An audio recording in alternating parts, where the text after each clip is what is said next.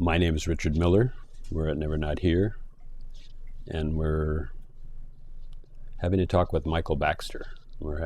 This has caught us in the middle of a series, actually. And we hear a lot of people talk about what's reality, what's real existence, what's the truth. And we were just wondering, speaking with each other and saying, I wonder if we could just discover that together and go through a process of discovery. So I called it going to a null point and just looking at what's obvious and seeing that existence somehow makes itself known. And so that's the exercise you've caught us in, and I hope you can participate, and I hope it's somehow meaningful to just look at your own discovery process.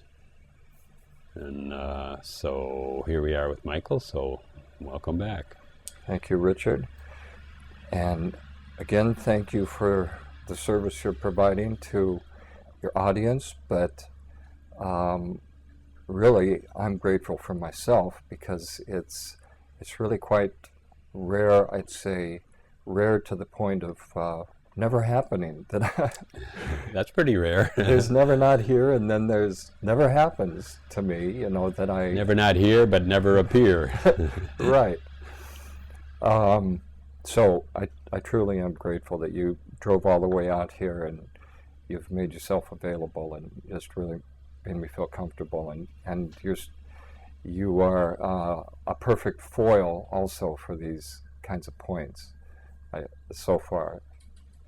So yesterday, in a way, we were actually started out saying there's a great yen to hear a story or meet a person or to find out the different depths of the expressions of humanity, and then we posited the question, well, why are we doing that? Well, maybe we think it'll rub off or somehow change our life. Or that we could learn that too, or however we think it. There's so many words thrown around. Maybe it'll be transmitted. Okay, there's the word transmission. Maybe I can have a gift. Maybe grace will fall on me. There's so many ways to look at it, and somehow by hearing another story, reading another scripture or another tradition, or finding somebody that has an experience to share. We're saying that something's valuable about that, and in a way, that's what we're doing. We're talking to different people, and many of those people are actually telling us that we have to find out for ourselves. And so then we're trying to determine, well, what does that mean?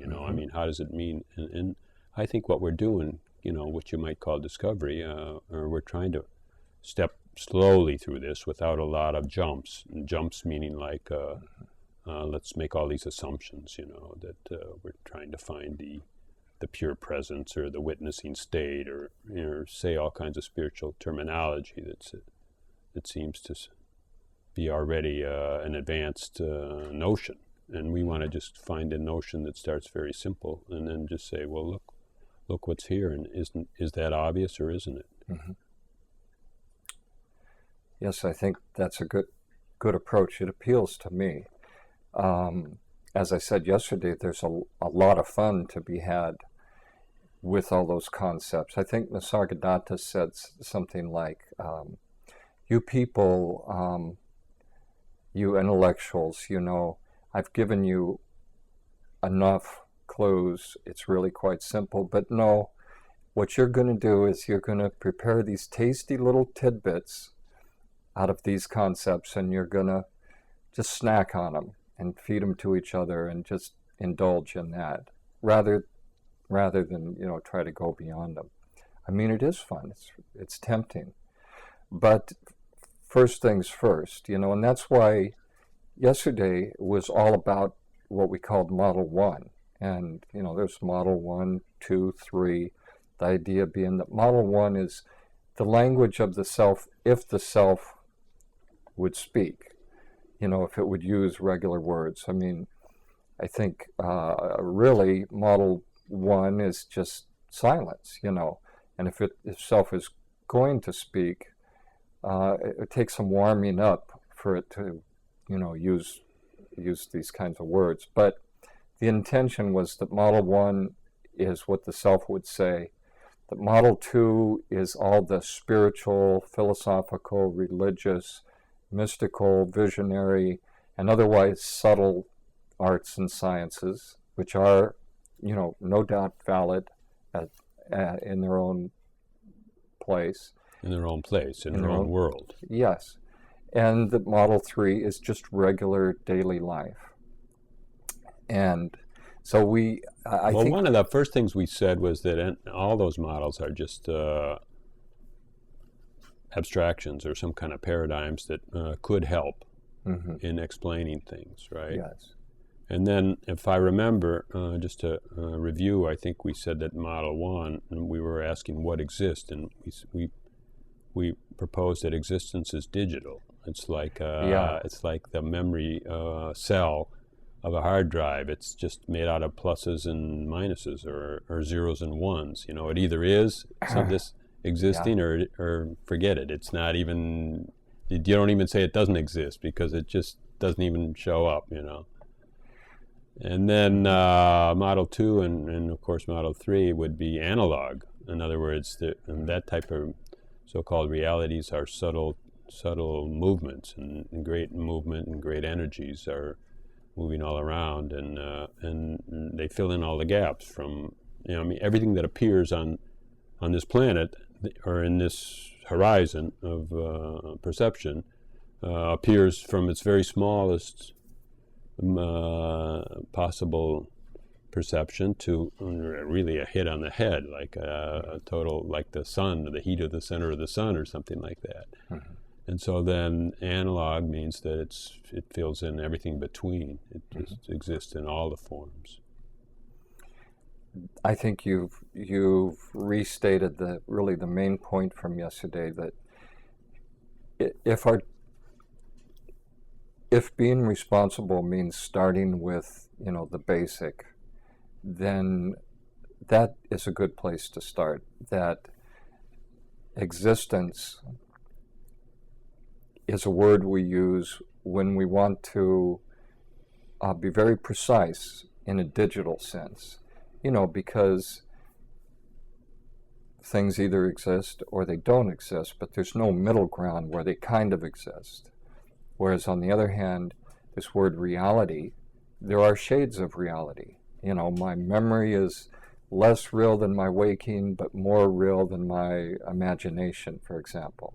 So we set aside a couple words to use, in this specific way. Existence and reality. We then talked about the fact that existence is commonly assumed to be a property, but we were wondering if it's more than that, if it's actually a commodity, a substance. And what can have a property? Only a thing can have a property. So then what can we say about something that's not a thing? And then we can't say much about it. We can't give it a property. And so then what is the existence of existence? That raises a question, in other words. We have to take it out of that sentence.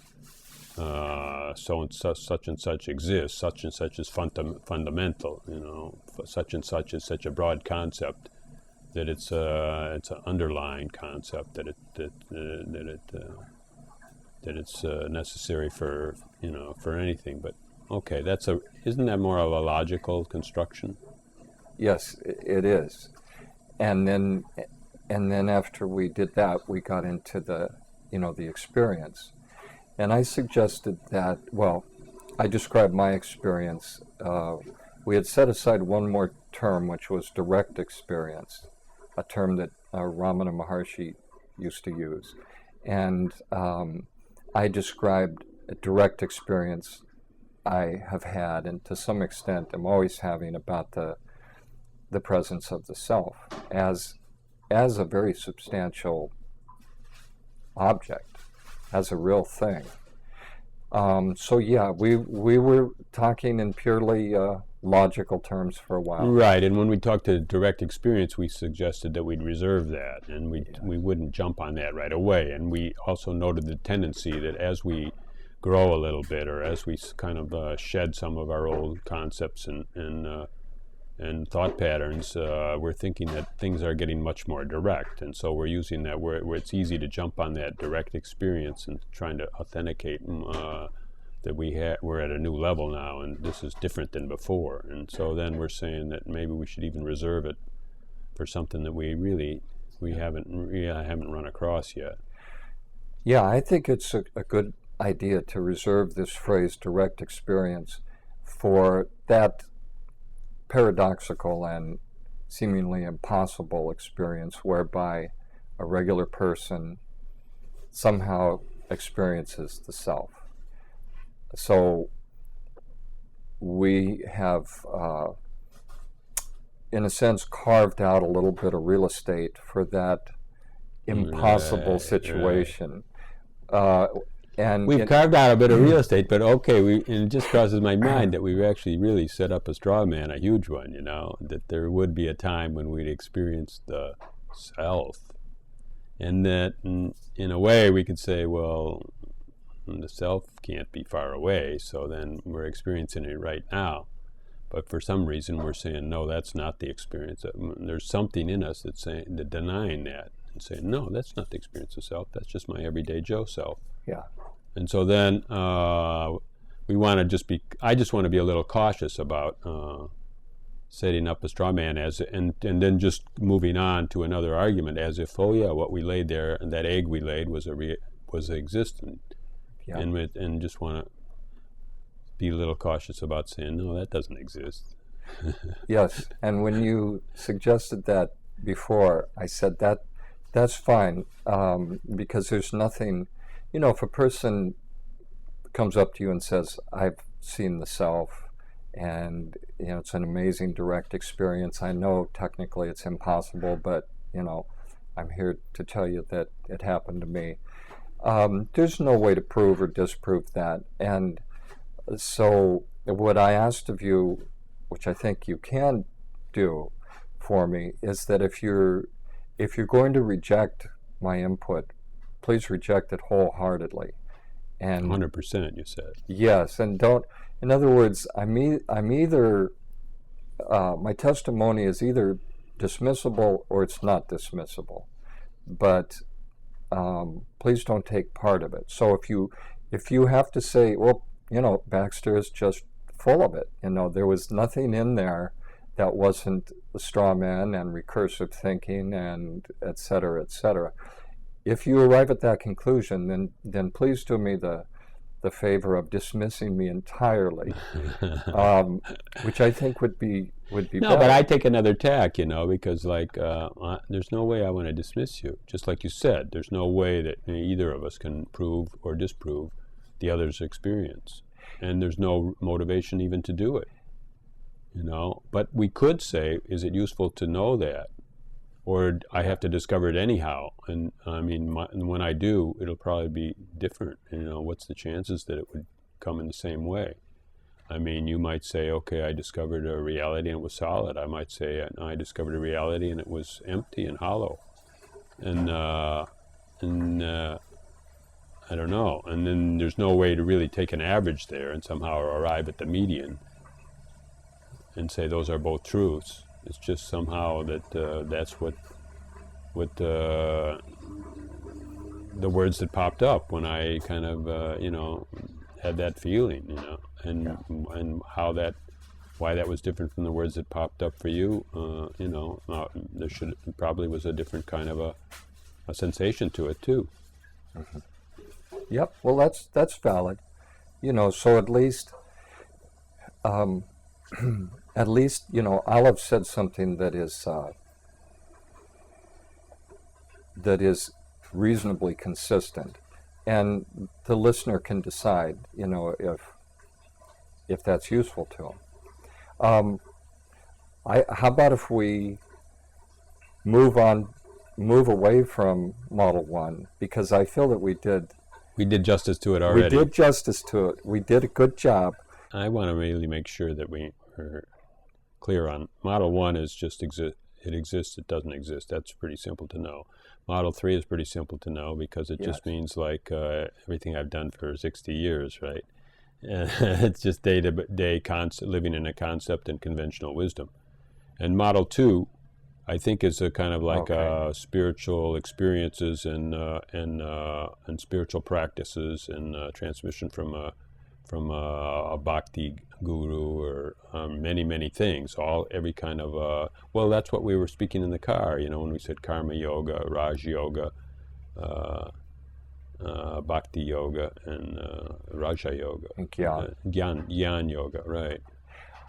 I think that's right. That's level 2, right? That's right. Level 2 is that vast, wonderful region between the surface. You know, I mean, not to throw in too many metaphors here, but talk about the ocean for a minute. There's the choppy waves on the surface. Let's say that's level 3. That's regular life. At the very bottom, there's the rock, the bedrock, which is the earth, and that is truly solid. So let's call that level 1. Now, in between, all kinds of magical shapes. Let's say we're talking about a magical ocean that can assume colors and motions and sounds. Strange critters and So all the fun stuff really happens in Model 2, and that's what we get to talk about today, you know, just because we did such a good job.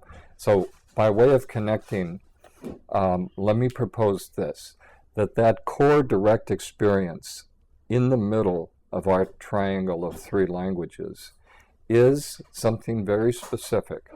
It is what I call the sixth sense. The sixth sense is the ability to recognize presence as opposed to absence, fullness as opposed to emptiness, existence as opposed to non-existence. It's something in us that says, oh yeah, there's something here. It's just simply the ability to recognize solidness, true massiveness, something that truly exists. So that is the core experience that we want to triangulate on. And by spending some time with each language in turn, we're able to discard certain ideas as not being useful, and that allows us to move that point a little closer. Then we switch to another point, and we weed out a few things and discard a few things, and now we're able to cinch that point a little closer. So there's a definite iterative cinching that allows us to get closer to that core experience on the language level. So today, really, I propose that whatever shades we talk about, what we're essentially doing is we are getting comfortable with this idea that the sixth, what I'm calling the sixth sense, can be developed. It's a real sense which can be developed. It's really more like the first sense. It's kind of the really basic one. So to me, sixth sense means that there's some time spent in what conventionally called presence. So then something about the day-to-day life and the rush of concepts and the rush of importance of things that are not really appearing here, but just come as ideas, thought patterns. Somehow the rush of thought patterns can relax for a second somehow, and then in between those rushes of trying to work out thoughts and have actions motivated by these necessities, sometimes there's a moment to touch, let's just call it touch base. There's a moment to touch base, and then that's where some things can be appreciated and can be seen that there is something here. And when before in the world 3, maybe we were just assuming everything is here, all this stuff is here, and I have to make myself adequate to it, and it's really an overwhelming job, and I'm carrying all of this on my shoulders. Who's helping me? Yes. Yeah, and I mean, those that are even trying to help me are really just thinking of their own advantage, and they're really, even my parents didn't know much, and so this is kind of like tense. It's a tense situation, you know, and so then, in a way, level 3 is, there's a lot of anxiety quotient to it. Somehow in level 2, some of that has some space has developed where that anxiety can kind of move a little softer, can soften, and then there can be some actually moments where you don't have to really pay attention to that anxiety, and you can maybe discover something, see something, and you can call it direct or indirect, or think that it's a wisdom, or you got some special knowledge, or you think you got it through a certain way, or a certain practice, or a certain meeting. But anyhow, maybe that's the crux of it. Maybe. If I may, Richard, I'd like to show. I have a bunch of printed materials here. I've taken about the last 10 years to build up sort of a library of materials to support what I'm trying to say. And most of these really are in language too. They're showing that it is possible to use the subtle arts and sciences, the subtle language, the subtle point of view, things like mystic insight, all of these wonderful healing things, all of these celestial things. They're all valid in their own right, and I think they can be used sometimes to get us closer to that sixth sense. So I'd like to read the preface to this particular work. I call this Daydreams of a Small Town Mystic. It's a little poetic play that I made, and I'd like to actually read the preface, because the preface is going to lay out the pattern that Model 2 is based on. Okay. Okay. Let's hear the pattern, and then we'll kind of go over it, and I'll see if I understood exactly where you're. All right. What's going on with that. So visually, the pattern is just a nice oval shape on top of a very solid-looking base, and that base is supposed to be the self, and that oval shape is supposed to be the world. The idea being that we naturally pass through the different points on this shape over and over again. So we see different parts of the world, and then somehow that sometimes it seems to bring us closer to what might be fundamental, and sometimes farther away. And then out of that movement, maybe it becomes more obvious. These different points of view are, they're not even points of view, but they are, somehow we're letting things in by opening or closing our awareness. Mm-hmm. And so then, because of the movement we were taking, we can see something, because we see it's contrasting, or somehow. I think so. I think if the pattern of the cycle of self-knowledge is a generic thing, independent of the exact story, independent of the scale at which it's told, if there's something generic about the pattern, then it's helpful to sort of populate a few of the milestone points on that pattern. And the reason I'm showing this graphic before reading the preface is that a very key feature of this pattern is that we not only move through it over and over like this, but there's actually a place where we move backwards. I guess in astrology they'd say retrograde. You actually look over your shoulder, as it were, and with that backwards glance, it's possible to get what I would call a glimpse of the self. And this glimpse of the self is a fore-echo of a full direct experience of the self. So maybe keep that in mind as I read this preface.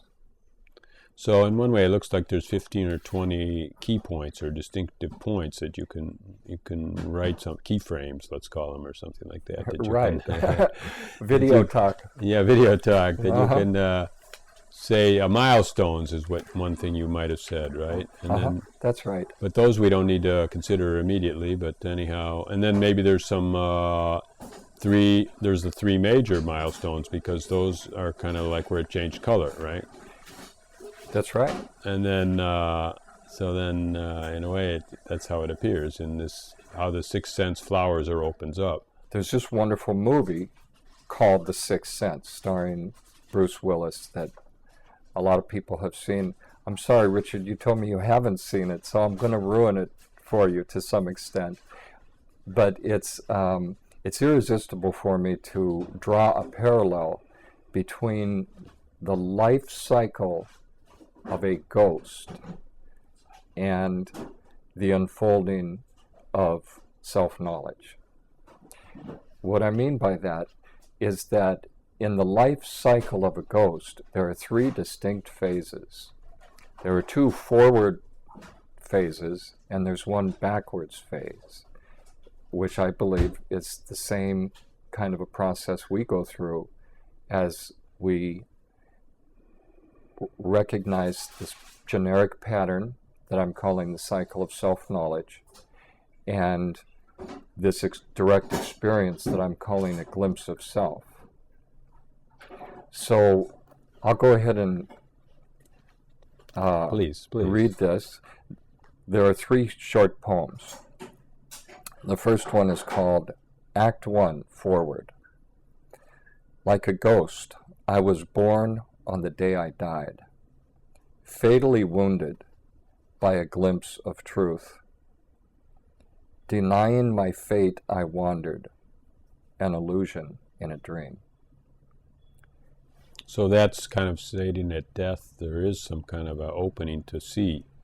If you choose or are there to look, you could see that it all was kind of like very nebulous, and that maybe there's some doubt that arises, right? So that at your birth you've been fatally wounded, because you died, which was the birth of the ghost, and your glimpse kind of like would say, uh-oh, what was all that stuff, and kind of killed the whole thing.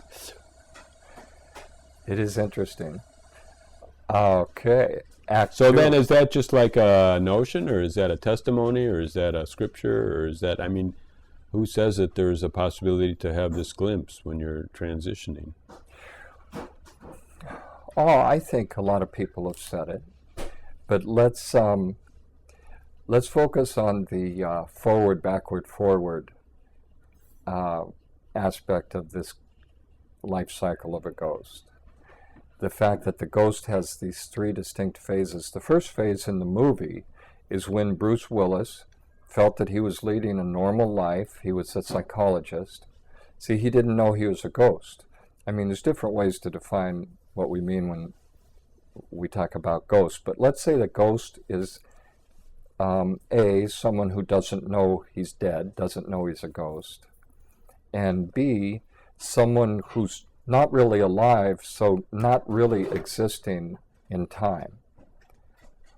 The ghost may think he's existing in time, but let's agree that since he doesn't have a life, he doesn't really exist in time. Okay, here comes Act 2.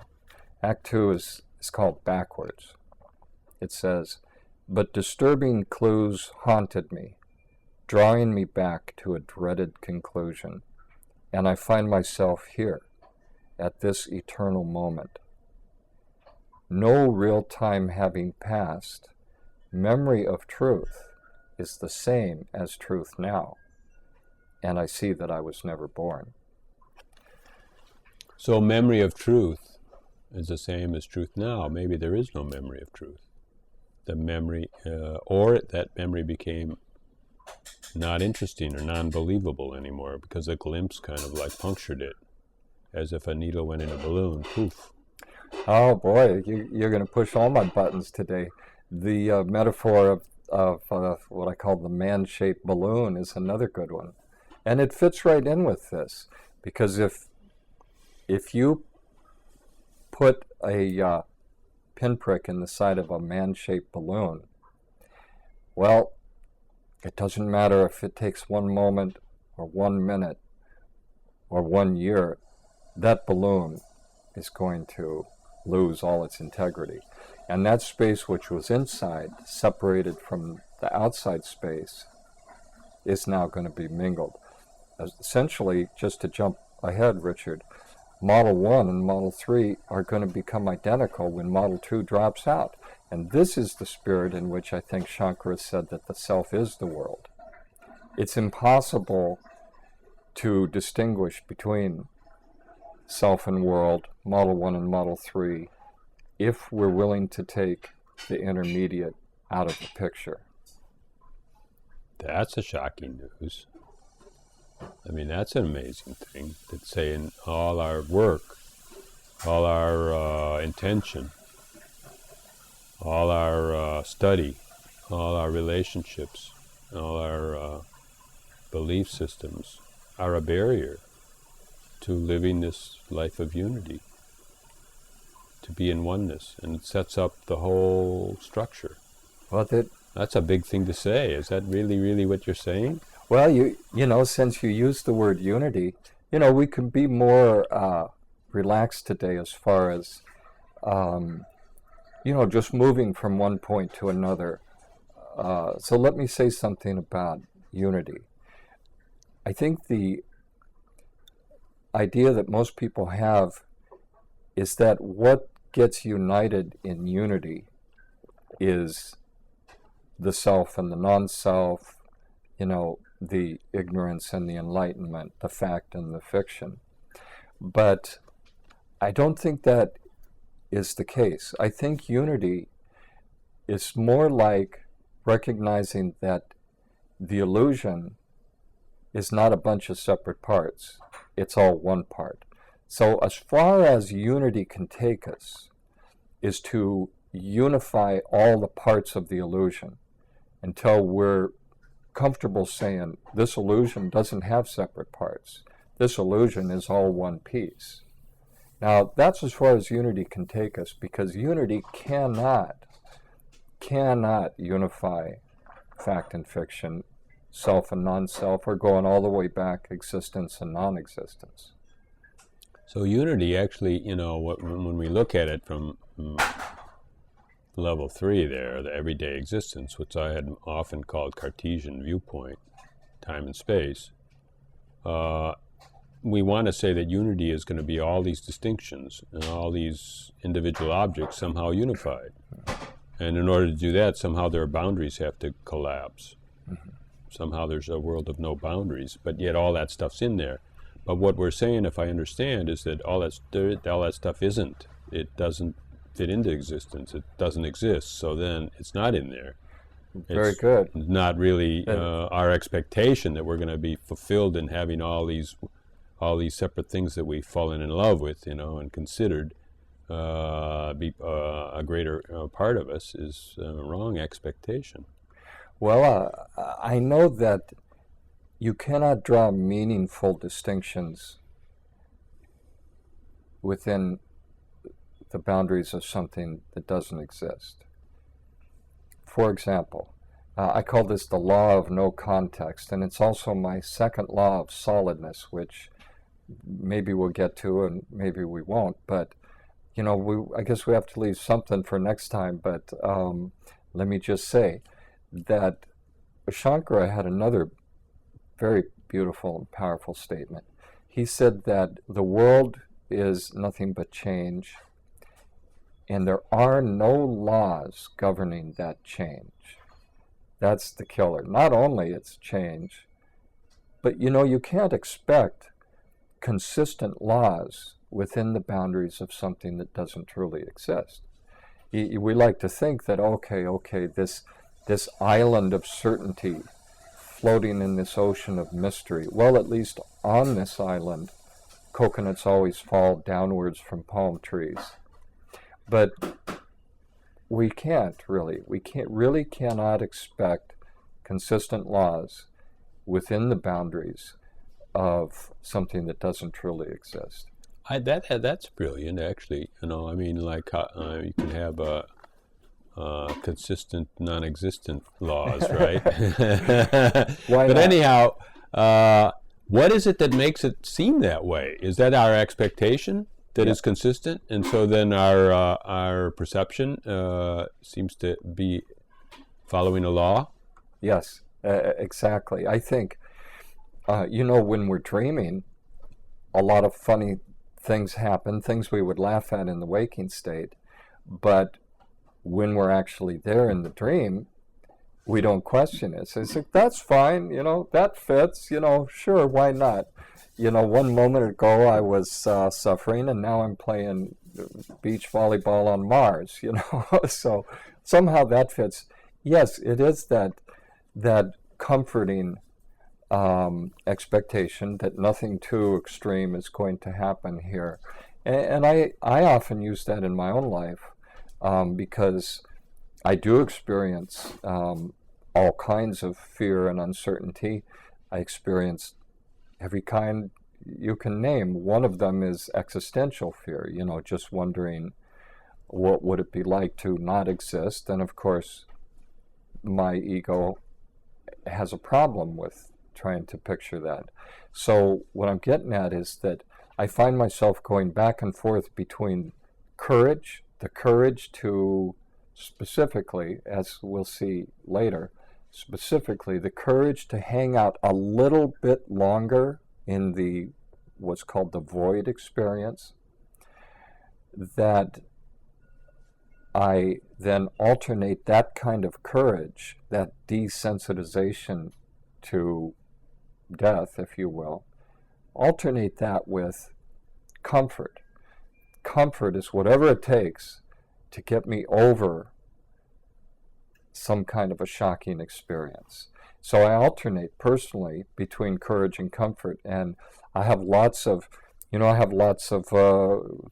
materials here for me to try to understand the courage half, the self-knowledge half, but I have a lot of structures in place to help me regain my composure and my comfort when I need it. I have this singing hobby, and I have my wonderful wife and, friends and medical professionals. And so I know what to do if I start scaring myself too bad. So, yes, I think so. I think it's this Well, those need things, for in a way, they turn your attention, so you turn it away there. we Or redirect. whatever you're saying, if it's anything else that's another descriptive phrase, it would be something that you have realized that doesn't exist, but somehow you can take comfort in what doesn't exist. And so then, in a way, it's fake, but in another way, it actually feels better. Yes.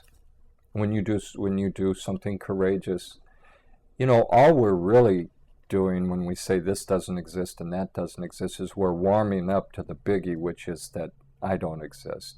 That's where the void comes in, and I really hope we get to talk about what I call the jump, because I talked about that cycle as being a nice oval, but what actually happens, I think, is that as we approach the uncertainty of the void experience, where boundaries are so minimal and it becomes uncomfortable, we actually truncate the bottom portion of that oval, of that cycle, and we just jump across to the other side. You see, we jump from the scary part to the other shore. Now that works. It does save us from our fear, but what we lose in that is that we lose the clear experience of passing closest to the self. Now, not even going to throw down a real disclaimer here, Richard. Please don't tell me it's impossible to pass closest to the self. I agree with you. But this is language too, and we've earned the right to use it today. So in other words, that jump you're saying is like when the fear factor gets too much, and then you say, okay, I'm bailing out. Like, I'm not going to hang out in the void anymore. And then I'm going to find the comfort. Maybe I'll just go sing a song or something like that for a while and let these sweat beads come off of my forehead, or whatever, right? Or I'll take out At the the garbage, scale, right? you've given a perfect example at the scale of a day, but now the same pattern applies to the scale of one single thought. I call it the life cycle of a thought. As you can see, I like this life cycle idea. But at the scale of a single thought, every thought, it comes out of nowhere. It gains momentum. It waxes brightly. It manifests itself as the world around us. And then it starts to lose momentum. It begins to wane. We call it seeking. We pass through another region, and we now get down to the point where it has so little energy that it can't maintain distinctions, and we seriously wonder about our own mortality. This happens. Well, you don't really take it all the way down, do you? Because another Right. thought pops in and interrupts it. And why? And it's louder somehow, and maybe that's the jump across to the other shore. You're saying maybe that other thought is a more comfort, because if you think you can explain it in a better way, then you jump over there and say, well, let me ride this thought for a while, and then that one might get you into trouble, and then you jump out of that one. Or I mean, there's a point. You don't really ride them down to the emptiness where there's no thought. That's right. And it could be, like you say, that something else steals our attention away. But if we just talk about the hydrogen atom of human experience, in other words, the most basic model that we can make, just talk about one thought, not interrupted by other thoughts.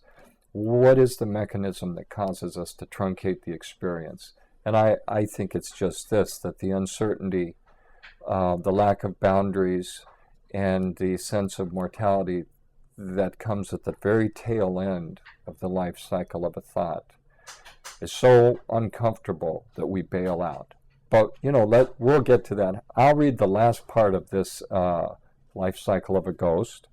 So Act 3 is now forward again. And it says, finally free, I once again move forward, imparting reality as I go. Like a ghost, I win by losing the illusion of life in favor of the bliss of being. So what is this deal about the life cycle of a ghost? So he has these three movements, forward, backward, forward. And in a self-discovery, I think we move forward, we arm ourselves with ideas, and we make some kind of a progress. But then at some point... What's the progress? It's kind of like verifying those ideas and then thinning out the ones that don't verify, and then picking up some new ones that maybe could be verified. Well, there you go.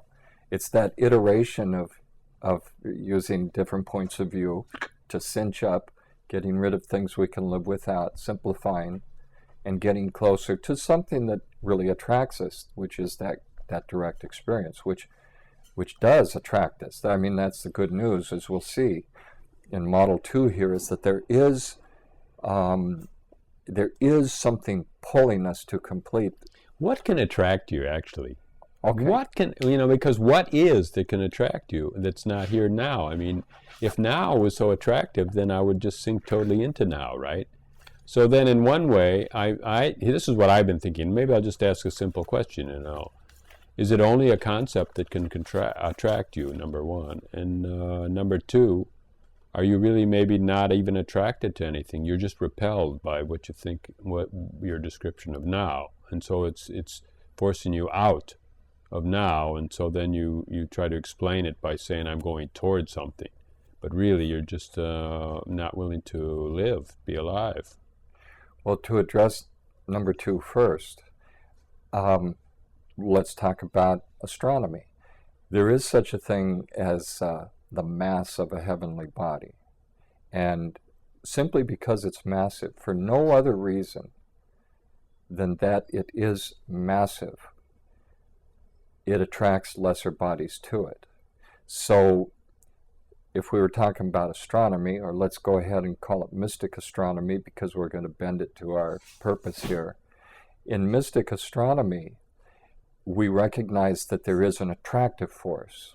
And we really don't need to talk about a repulsive force. It's enough that there's an attractive force.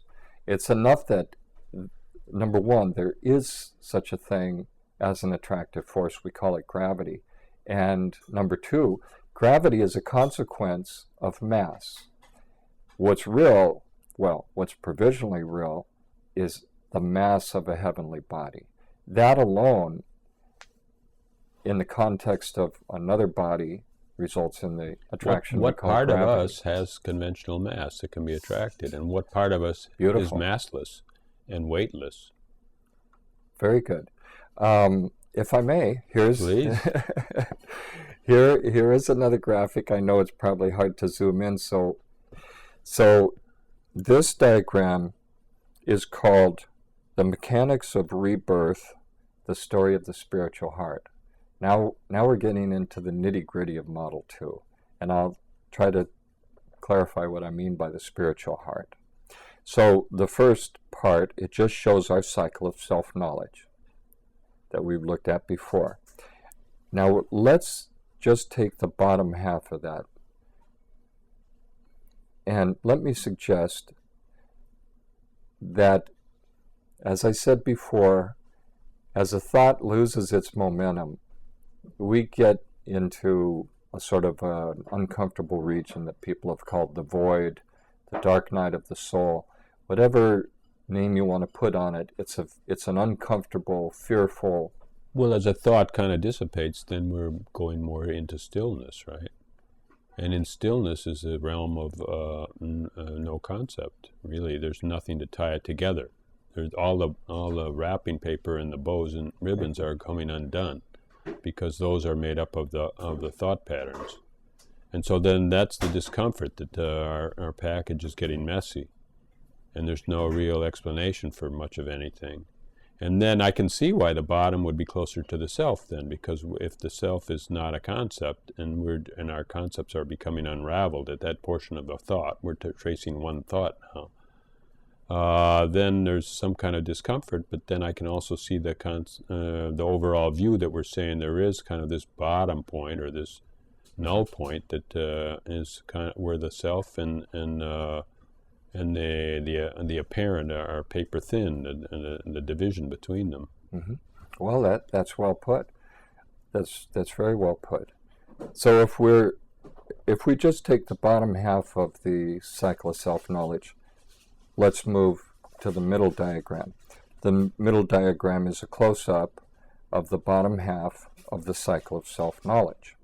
And what it suggests is that as we move past the void experience, now the void experience, if the cycle goes, what would that be, Richard, counterclockwise, okay, then we encounter that uncomfortable void experience before we pass as if closest to the self. That's important, because that void is uninformed by the presence of the self. This is the maximum distance away from a glimpse of self in the whole cycle, shortly before the next glimpse.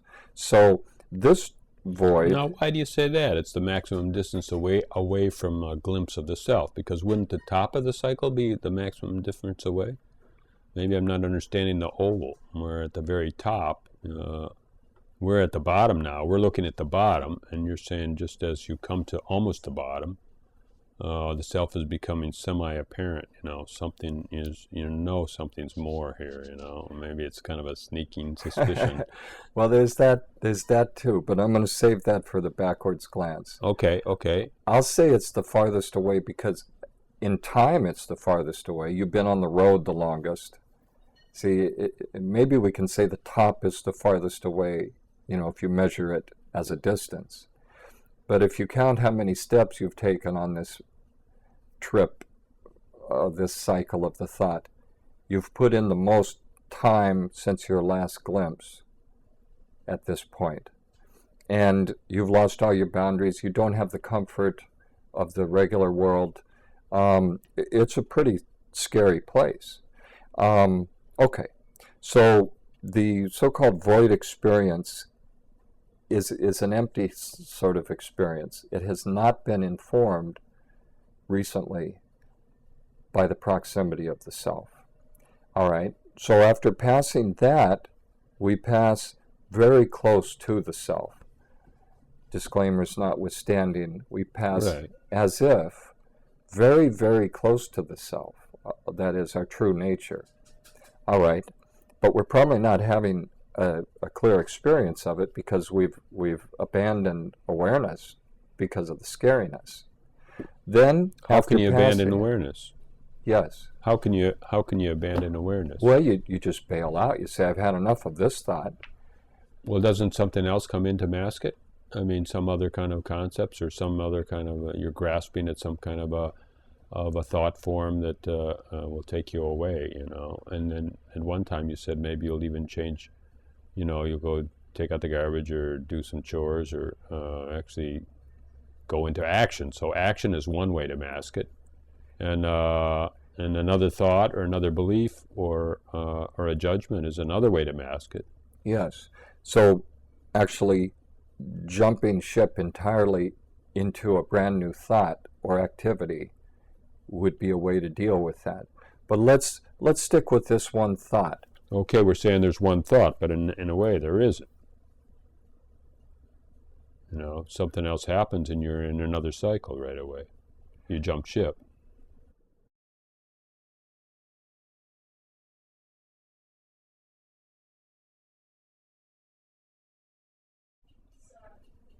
Yeah, there's different ways to look at this for sure.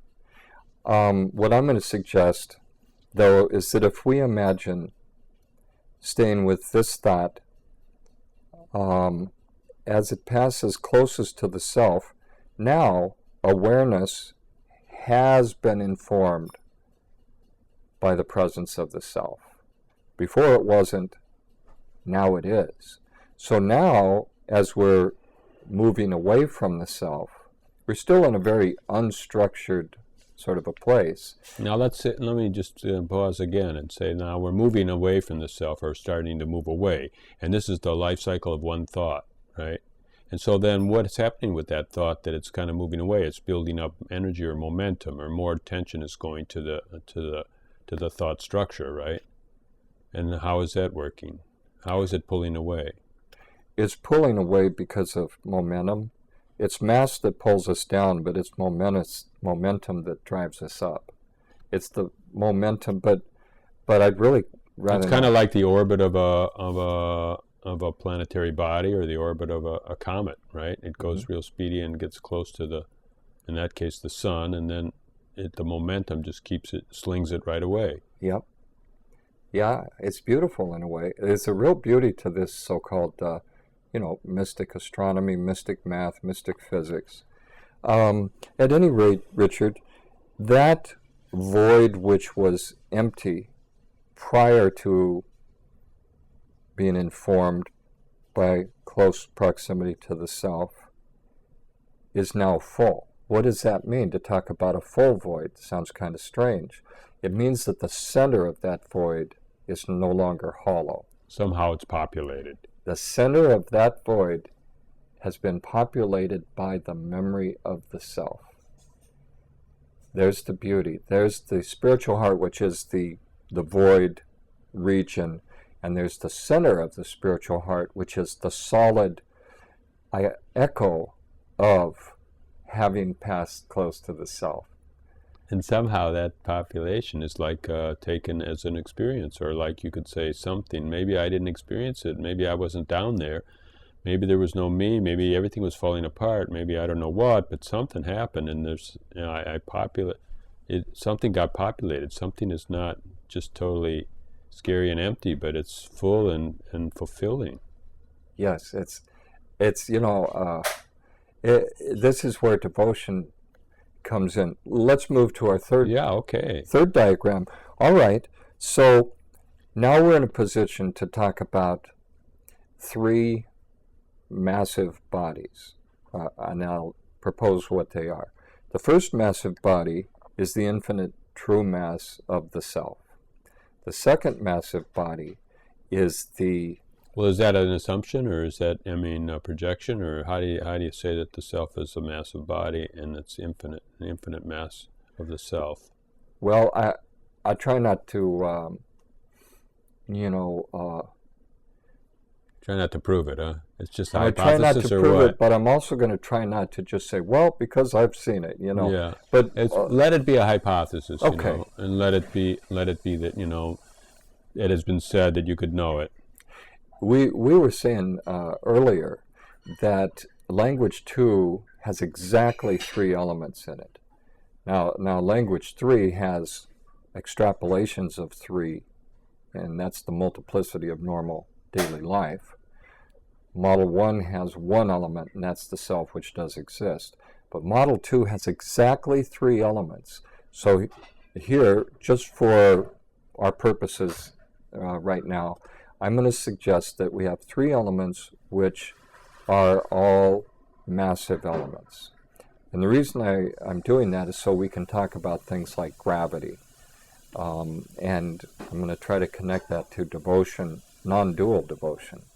So the first massive element is the self, which is what I would call synonymous with true mass, a different quality of mass, true mass. Now there's 2 other massive elements which have a false mass. The mass of the self has no center to it. It's, It's not Cartesian. It's not Cartesian, it's everywhere.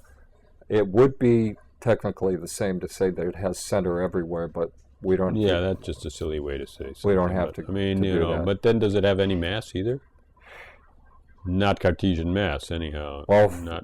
for now, let's suggest that it has the kind of mass that's everywhere present.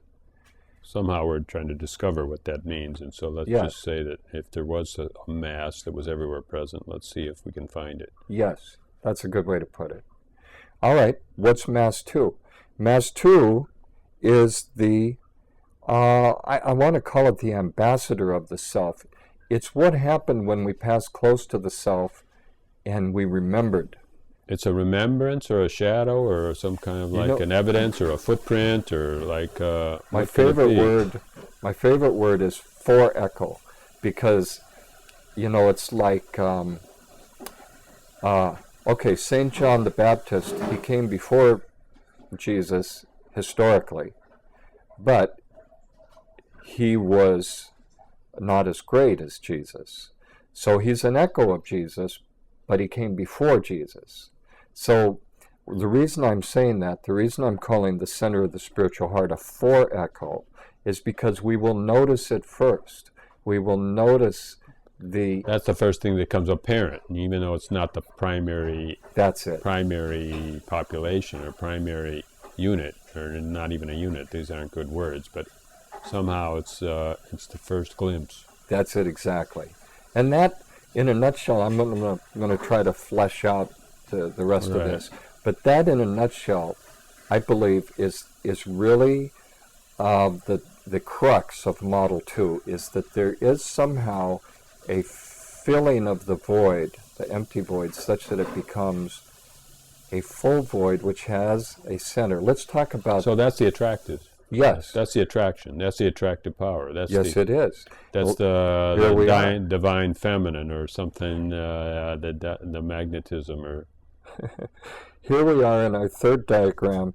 You see, we tried to go up and go past that full void, that spiritual heart, and go on up to the top, but we couldn't do it. We were captured by the mass. By the gravity of it or something like that. We orbited. And we got in the orbit, huh? We orbited. And now we just keep going to all spiritual groups and doing all kinds of spiritual practices, and we're in the Secret Club, right? Yes, because we're both mass, that is to say that your feeling and my feeling that we exist, let's say that they're a very small point. Let's don't say that they're so small as to be mathematically non-existent, but a small point. My feeling that I'm here, that I am, that I exist, it's like a small, I like to call it a BB. It's something kind of small, kind of It's kind of a core that, kind of without that core, I mean, there would be something missing, right? I mean, Yeah. the whole thing would be pointless. I mean, there would be no movement, really, without that core, It's right? the center of my mind. Yeah. It's the center of your sparkler on the 4th of July that you can draw all kinds of pictures with. It's the center of every thought. It's the center of every experience.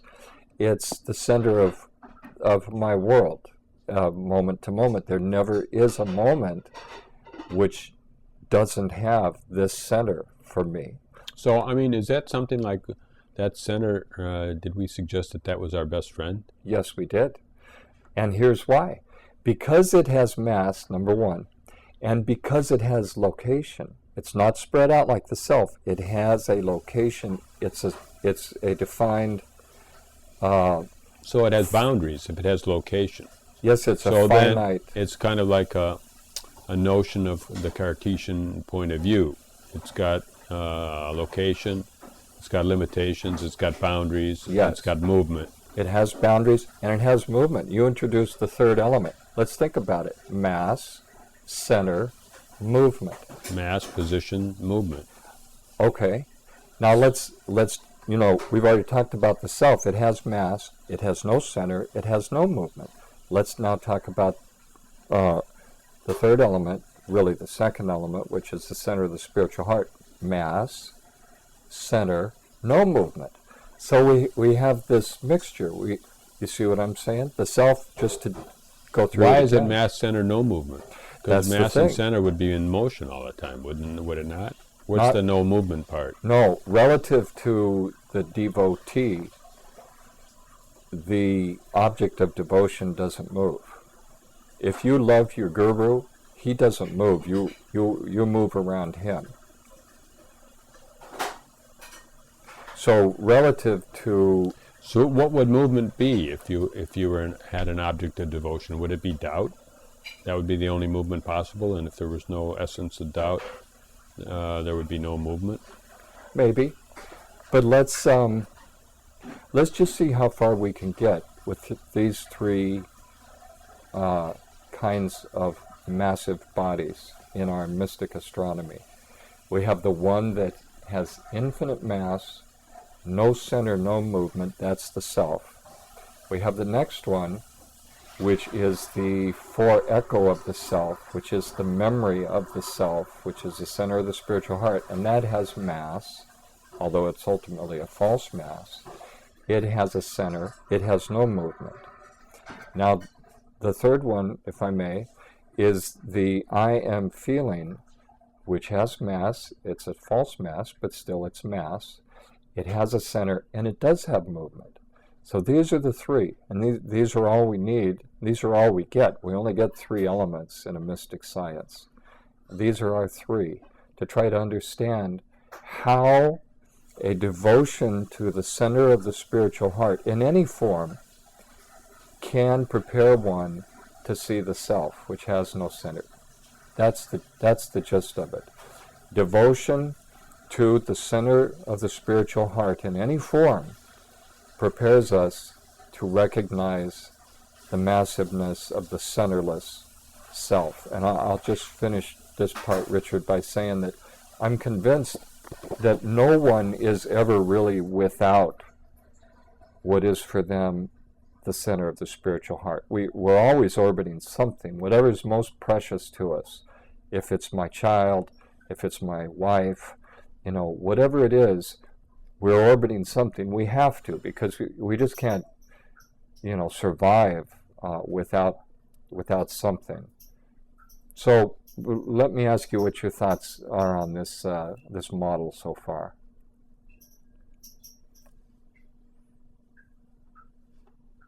It's fascinating. It's absolutely fascinating, and you can see it. You can see that when you say that you're talking about the cycle of the heart, of a thought, and then that's a cycle of a day, and that's also a cycle of a life in a way, and the cycle of a day, and somehow there's a knowing and then an unknowing, a denial, and then you put it on retry, reboot, and go around again, and there's a lot of repetition because, I don't know, it just couldn't accept it. There's a lot of non-acceptance apparently that it should take another kind of a form. There should be a form to it, and when the form starts breaking down, you think, oh, we must be doing it wrong. Let's take it to the top. Let's take it around again. Let's try again. Let's take a course. Let's see what the other guys are doing. How can it be happening? Or we can even try to deny that we're even doing the circle and just say, I'm not doing that anymore. But then it's still happening. And then something, in a way it's theoretical, because that's how descriptions are born, by some kind of a separation, like I'm saying, there is no life of a signal thought because most of them are truncated, or they just kind of go into the noise level, and however loud that noise level is, they dip under, and then something else is happening and going around again. And we call it jump to the other shore or something like that, or we're saying that we're not riding that thought and somehow we're bored with it, or we're not willing to stay with it, or it's just too tempting to move to something else. Something else comes, and who knows how, and we just feel like, well, if it came, it must be honorable. I have to jump on board and go with it, and then that's called identification. That honor is just saying, well, that thought is me, or that's a part of me. I have to go up and ride it around and saying, oh, maybe this person is being bad to me, or maybe I should be cautious, or maybe I should, whatever it is. We don't have a lot of capacity or a lot of suggestion that we don't have to get on board and really follow it, and things can just come. And someone mentioned to me, like, a thought could be like a train, and it comes in the station, and we're on the platform, and we can either get on the train or choose to just let the train pull out. And then maybe another train will come in, and then we can do the same. We can just if we don't get on the train, we don't really know what that thought is all about. But maybe we just say, well, we don't want one more thought, and we're just riding this. The one we had before, and it's in a very subtle stage. It's rounding the bottom that we're saying in our diagram, and I would just as soon stay there. And maybe that is definitely part of world 2, of considering the sixth sense and saying, well, what is beyond my normal perceptions, and what is beyond the normal path that I allow my awareness or my attention, the path of my attention just seems to be an effect of whatever pops up. And that seems to be like the identification cycle, that anything that pops up, we feel like we have to go with it. And because we just trust that whatever pops up is our truth. And so then... But still, even in that, what you've laid out seems to be valid, even when you're switching thoughts. Because in a way, how different is one thought than another? And maybe it is all the same genre. It's all the same in the ultimate sense. And whether we're so, it's a fascinating way to look at it. And then somewhere. That notion that there's something more, you're saying that was kind of like a semi-glimpse or something. Somehow we had what seemed like a void had a sparkle of gold in it. It's something that we have to kind of make a turn again and see if we can go down there again. We're attracted to feel that again, and then ultimately, you're saying that. People that take on a certain path as a lifestyle have been broken off their normal curve, and they're orbiting something that they feel is valid, and they're just going around and around saying, "How close can I get to it?" I like your summary, Richard. I do. Let me suggest that right now, this is just a way of talking, but right now, you and I are doing all of the above. We are going through the cycle of self-knowledge. Well, I should really start with the truth.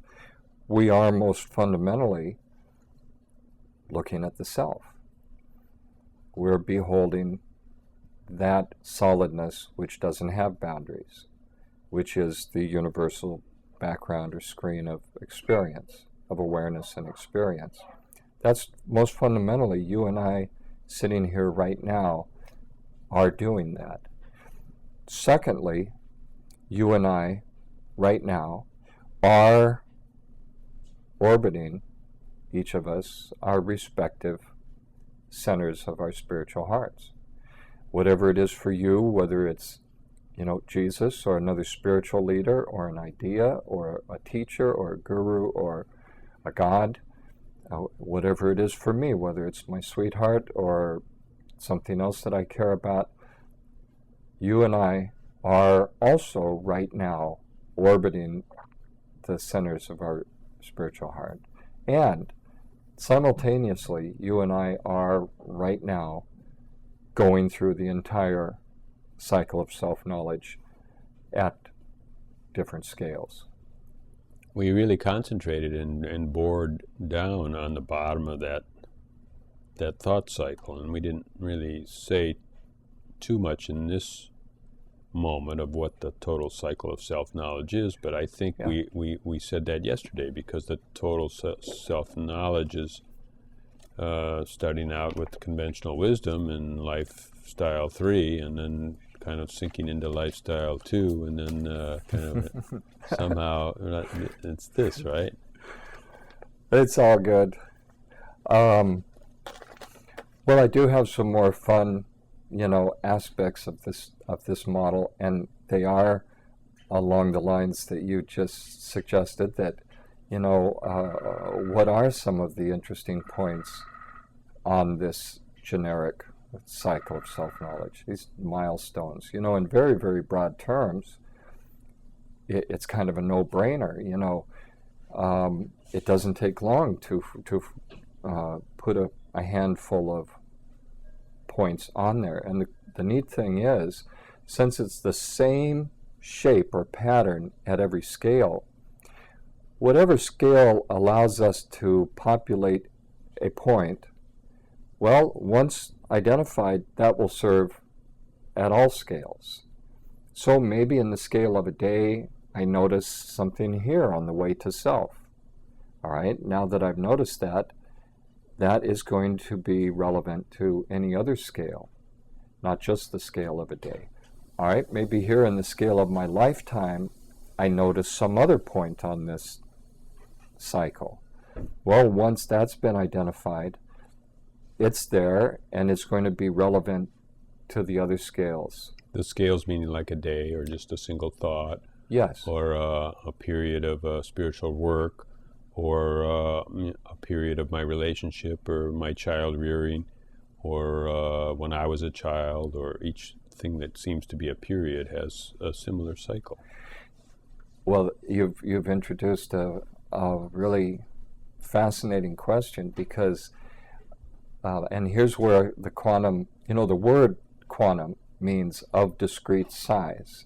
In other words, the quantum scientist would propose that it's not every possible scale.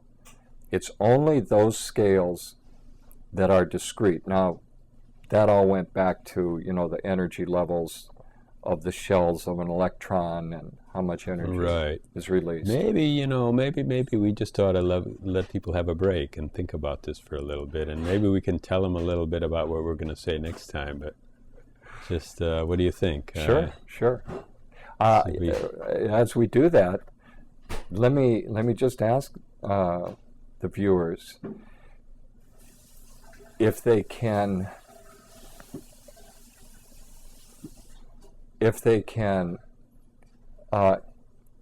just for now embrace this idea that there is a sense of recognizing solidness as opposed to emptiness. Fullness as opposed to emptiness, existence. Let me give one example, Richard, and then we can sign off for now. Here's an example that I'm going to ask the viewers to think about. It has to do with the sixth sense. The sixth sense has everything to do with recognizing solidness. First, the solidness at the center of the spiritual heart, whatever is solid in your life, and later that to be generalized to the solidness of the self, which doesn't have a center. So here's the exercise. Picture yourself as an astronaut floating out in space, and you're in your space suit, so you're safe. You have plenty of air. You're floating out in space. Now I'm going to ask you just to compare the feeling of two different scenarios. Here's the first scenario. That there's no other heavenly body anywhere in the universe. That you're alone, floating in space. Since there's no other heavenly body, you're not pulled to the right or the left, the top or the bottom, the front or the back. You're not pulled in any direction, so you don't move, and you don't feel the need to move. Now, there's a certain feeling we get when we just entertain that image.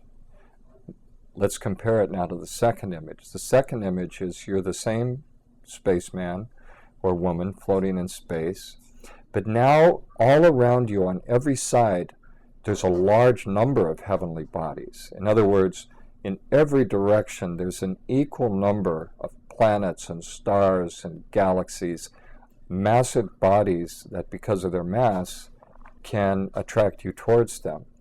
So we get a certain feeling from that situation.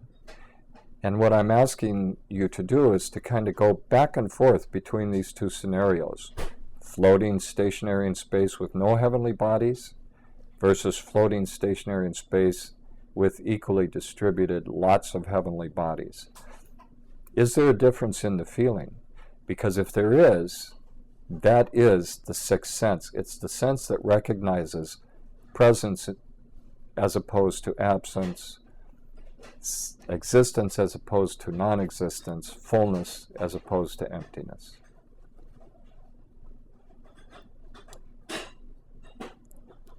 Thank you very much, Michael. Thank you.